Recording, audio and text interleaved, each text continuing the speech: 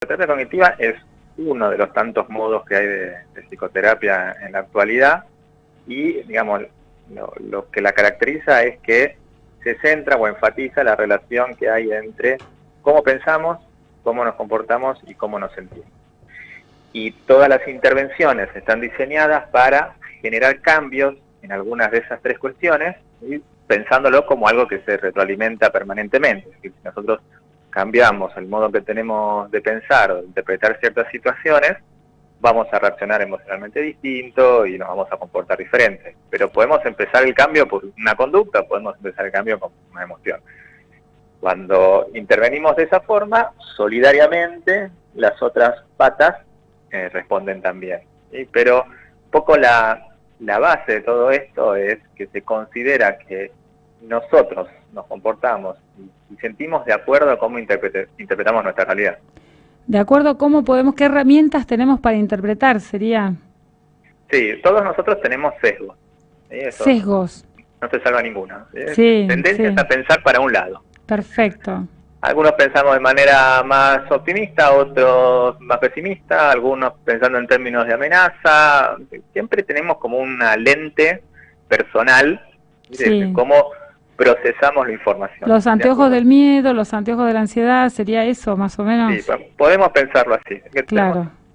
Algunos anteojos, sí. Algunas personas usan más unos anteojos que otros, ¿sí? Pero siempre hay un filtro con respecto a lo que pasa. Eso es lo que explica que personas ante situaciones iguales reaccionen distintas, ¿sí?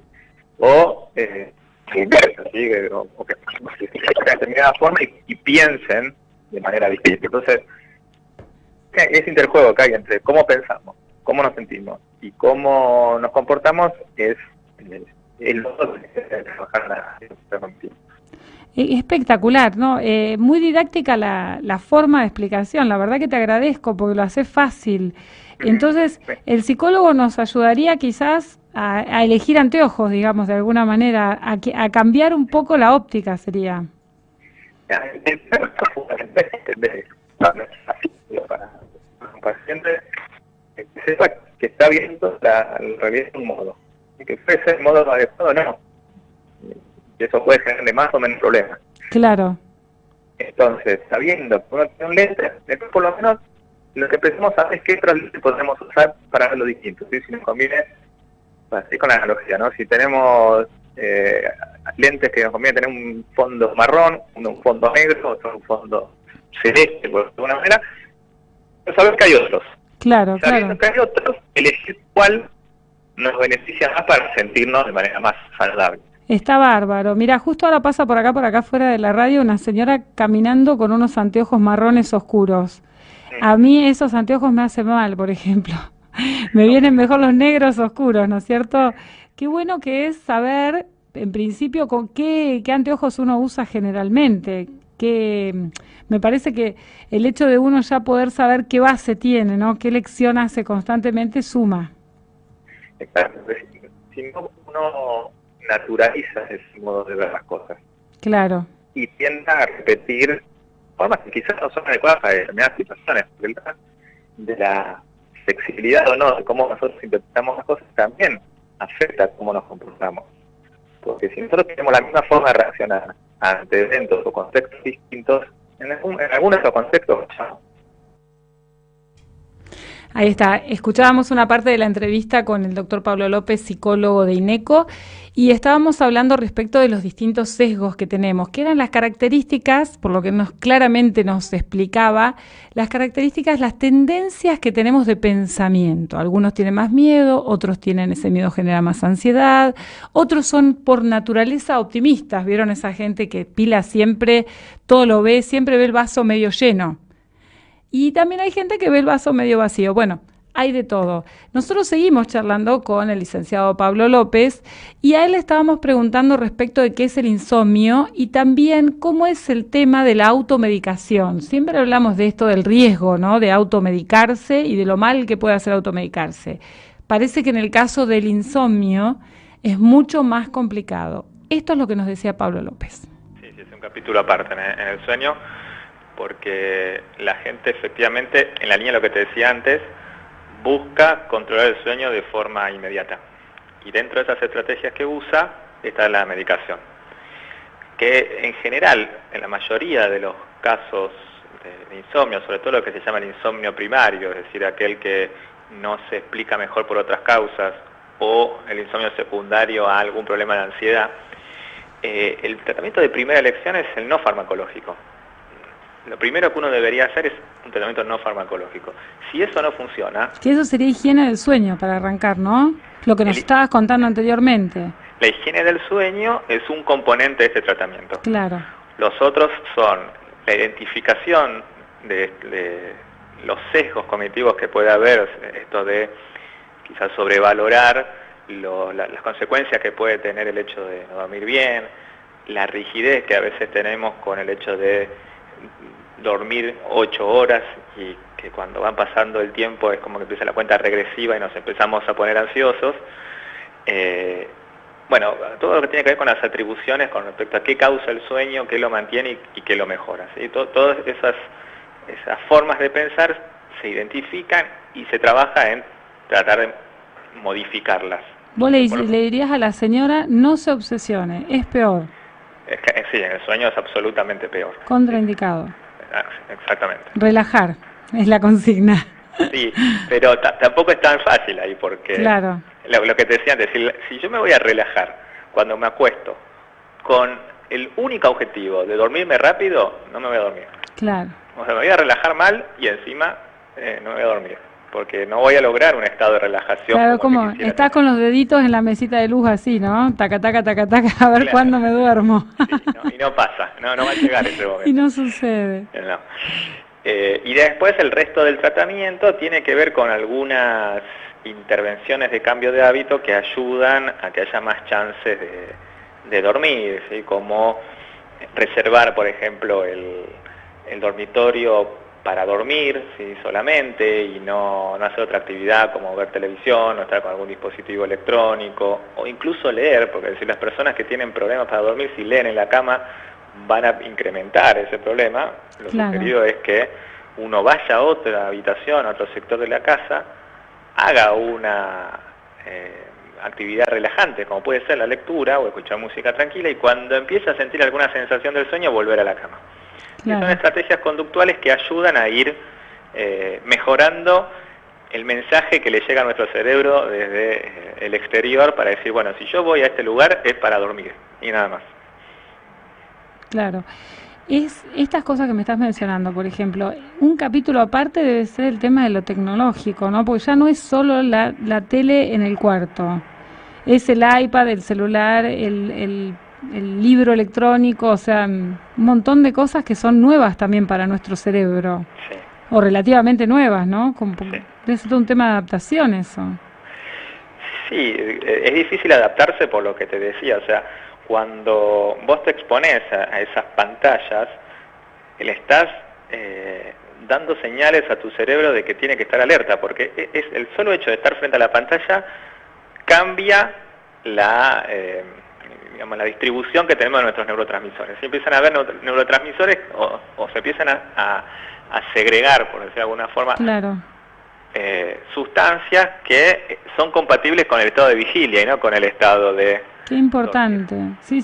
No es solamente la cuestión de la activación o no de alguna hormona que tiene que ver con el sueño, sino también son medio ansiogénicas las pantallas, los jueguitos, el hecho de estar leyendo y abriendo otras pantallas, ¿no? Bueno, ni hablar en el caso que nos llegue un mensaje desagradable, que nos incomoda, que nos hace enojar y que tenemos ganas de responder en el momento. Obviamente eso va a complicar más aún, ¿sí? Y bueno, obviamente el quien se apropia del juego, ¿sí? Se mete de lleno y lo tiene como un desafío, como algo que sí o sí tiene que resolver, también por supuesto va a generar una activación que es incompatible con el sueño. Claro. Son muchas cosas que hay que tomar, digamos, de alguna manera bien en cuenta y que tienen que ver con los buenos hábitos y la no automedicación. Sí. La automedicación es agregar un problema más al del sueño. O sea, antes tenía solo el problema del sueño, si empieza a automedicarse tiene el problema del sueño más la automedicación. Claro. Pablo, si vos tuvieras que decirle algo a la persona que está escuchando ahora la radio, algún tip que tiene que ver con esto del sueño y el descanso, ¿Qué sería? Bueno, tratar de, en la medida de lo posible, de empezar a implementar esos hábitos que mencionaba hace un ratito. Sí, perfecto. Porque con solo eso, la gran mayoría de las personas va a mejorar. ¿Sí? Y tratar de, en vez de controlar el sueño a toda costa, empezar a aprender a tolerar la posibilidad de que uno pueda dormir menos o que alguna noche pueda dormir peor. Amigarse un poco con esa posibilidad. Porque de la forma contraria, la posibilidad de dormir va a ser cada vez menor. Claro, mira qué importante. Mira qué importante no obsesionarse porque baja el nivel de éxito en cierto aspecto entonces. Sin duda, sin duda. Toda estrategia de control o de compensación del sueño no funciona. Cuando hablo de compensación del sueño, digo esto de tratar de acostarse más temprano o dormir siestas prolongadas para recuperar lo que no se durmió la noche anterior, que además es una idea falsa porque lo que no se durmió no se recupera. La noche que no se duerme no se recupera, ¿no? No. Es así. Lo mejor que uno puede hacer en ese caso es tratar de sostener la rutina como siempre y acostarse a la hora que habitualmente lo hace. Claro. Hay drogas de venta libre que vi justamente ayer en la farmacia. Melatol, que es una melatonina, digamos, o otras formas, otros nombres de melatonina, que melatonina es una hormona, la hormona que se secreta cuando empieza a bajar la luz, ¿es verdad? Sí. Y también hay otra droga que en este momento no me acuerdo, que me llamó la atención porque estaba de venta libre. Y yo digo, cada vez más cosas, ¿no? Antes era solamente el tecito de tilo mezclado con valeriana, con pasionaria, con etcétera. Ahora es como que tenemos acceso a más cuestiones. Bueno, sí, por supuesto que eso aumenta la tentación para tratar de controlar el sueño y no es algo favorable. La melatonina no es algo, por supuesto, negativo per se, pero cualquier intervención de ese tipo tiene que estar monitoreada por algún profesional. Claro, cualquier tipo de cuestión que uno ingiere o esto siempre tiene que tener el aval de una persona, un facultativo, digamos. Sí, de un médico específicamente para un caso de estar consumiendo alguna sustancia particular. Porque lo que es importante tener en claro que no hay sustancia inocua, ¿sí? De ningún tipo, no solo los fármacos. ¿No? Claro. Cualquier cosa que ingresa a nuestro organismo algún efecto tiene. Claro. En algunos casos se conoce más que en otros, ¿sí? ¿Cuál es el efecto? En el caso de los medicamentos, hay estudios que indican para qué funciona, para qué no funciona, cuáles son los riesgos y en qué casos no hay que tomarlo por X motivo. Y hay otras sustancias que son de venta libre o que se piden que no sabemos qué hacen. Entonces, claro, no saber qué hacemos, no sabemos si hace mal. Está bien. Ese es el gran problema. Queda clarísimo. En los fármacos, si tiene contraindicaciones, las contraindicaciones también están relatadas en el prospecto, ¿no? Sí, pero algo que es importante es que los prospectos no están diseñados tanto para los pacientes, sino por una cuestión legal. Entonces, el monitoreo del médico es insustituible en ese caso, ¿sí? Porque el que puede interpretar eso de manera adecuada es el médico, no nosotros mismos leyendo un prospecto. Fundamental. Doctor Pablo López, nosotros vamos a agradecerle, pero con muchísimo cariño, la paciencia que ha tenido para esta comunicación y el tiempo. La verdad que nos ha quedado absolutamente claro. Nos gustaría que se despida contándonos solamente la importancia del buen dormir, de unas cuantas horas, digamos. Nos dijiste ya de que no era necesario las 8 horas rigurosas, que no hay que obsesionarse con eso. Sí. Bueno, eso es fundamental, la regularidad de la hora de acostarse y despertarse, y digamos la importancia de dormir bien redunda en que uno va a poder tener un mejor rendimiento durante el día, va anímicamente a estar mejor predispuesto, ¿sí? Porque si uno duerme mal se desregula nuestro estado de ánimo también. Entonces la sensación de bienestar, de disfrute que pueda tener durante la rutina diaria va a depender de cómo duerme. Entonces un buen dormir está asociado al bienestar directamente. Y además, uno está en un nivel de alerta y de condiciones casi óptimo, ¿sí? Esto va en todas las cosas, porque si uno duerme mal sabemos que está más expuesto a tener accidentes, a cometer errores por problemas en los reflejos. Entonces es importante poder sostener una buena rutina del sueño, que no es lo mismo, como decíamos antes, estar desesperado por dormir bien. Claro. Una noche mala no nos va a cambiar la vida. Sí, por ahí estamos un poco más somnolentos durante el día, pero no más que eso, no vamos a tener un efecto en nuestro desempeño gravísimo, ¿sí? Ni tampoco va a alterar nuestro ánimo de una manera radical. Ni una cuestión de salud tampoco, ¿no? No. Cualquier problema de salud asociado con el sueño recién puede pensarse con algo muy sostenido en el tiempo. ¿Cuánto sería un muy sostenido en el tiempo? Años. Claro. Porque siempre se habla de todas las patologías, ¿no? Todas las patologías que tienen que ver con el intestino, patologías cardíacas, de estómagos, un montón de cosas que están derivadas del estrés y el mal sueño. Sí, pero se habla de años, entonces. Sí, y también hay una cuestión importante ahí, que muchas de esas asociaciones están mediadas por otras cuestiones. Es decir, en general la persona que tiene un perfil que duerme mal, está estresada crónicamente, tiende a generar o a realizar hábitos que son insalubres, ¿sí? Como fumar, el sedentarismo. No hace deporte, claro. Entonces, come mal. Exactamente. Todos esos hábitos inadecuados aumenta la vulnerabilidad de desarrollar enfermedades, sean intestinales, cardíacas, el sobrepeso también. Entonces, una sumatoria, no somos una sola conducta. Metabólica. Claro, está perfecto. Pero, insisto, es algo cuando se sostiene en el tiempo y no se trata. Uno recibe pacientes con 20 y pico años de historia de dormir mal, 30 años de dormir mal. Bueno, en ese caso, ahí estamos con un nivel de exposición a riesgo mucho mayor. Claro. Pero si uno, cuando empieza a sentirse incómodo con el sueño, lo consulta, en general la respuesta es buena. Perfecto. Somos optimistas. Eso es buenísimo.